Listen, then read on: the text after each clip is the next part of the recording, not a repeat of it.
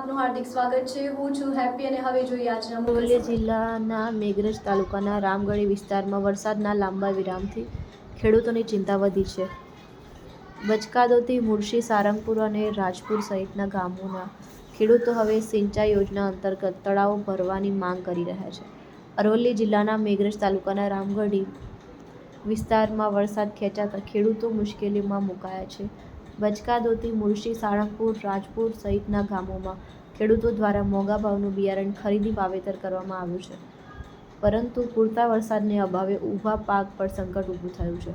ખેડૂતનું કહેવું છે કે જો સિંચાઈ યોજના હેઠળ વિસ્તારના તળાવો ભરવામાં આવે તો કૂવા અને બોરના પાણીના સ્તર ઊંચા આવશે, જેના કારણે પાકને જરૂરી સિંચાઈ મળી શકશે।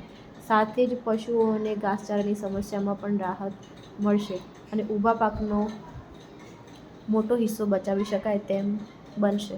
ખેડૂતોએ સરકાર સમક્ષ તાત્કાલિક ધોરણે સિંચાઈ યોજના હેઠળ તળાવો ભરવાની કામગીરી શરૂ કરવાની માંગ કરી છે, જેથી વરસાદના અભાવે સર્જાયેલી મુશ્કેલીમાંથી ખેડૂતોને રાહત મળી શકે। રિપોર્ટર નરેશ ખરાડી, મેઘરજ, અરવલ્લી।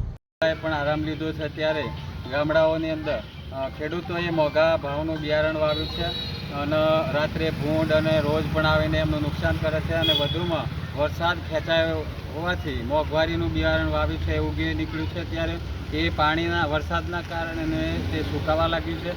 તો મને સરકારશ્રીને મારી નમ્ર વિનંતી છે કે અમારે અહીંયા સરકારશ્રીએ સિંચાઈ યોજના દ્વારા જે તળાવો ભરવાની યોજનાનું જે અમલીકરણ કર્યું છે તે અમારા રાજપુરની અંદર, સુરદેવીની અંદર, બચકાદોતીની અંદર અને બોઠીવાડાના વિસ્તારની અંદર જે તે તળાવો ભરવાના છે તે ભરવાની અંદર જો એ તળાવો ભરાય તો પાણીનો તળ ઊંચો આવે અને બોરના તળ ઊંચા આવે તો ખેડૂત એમાંથી પાણી વાપરી અને ખેતી બચાવી શકે તેવી કન્ડિશન હાલ ખેડૂતોની બની છે।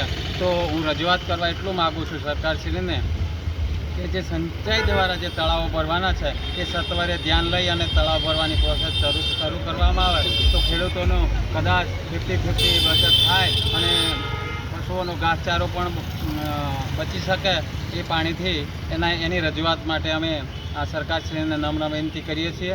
તો સત્વરે ધ્યાન લઈ અને આ તળાવો ભરાય એની અમને નમ્ર વિનંતી છે।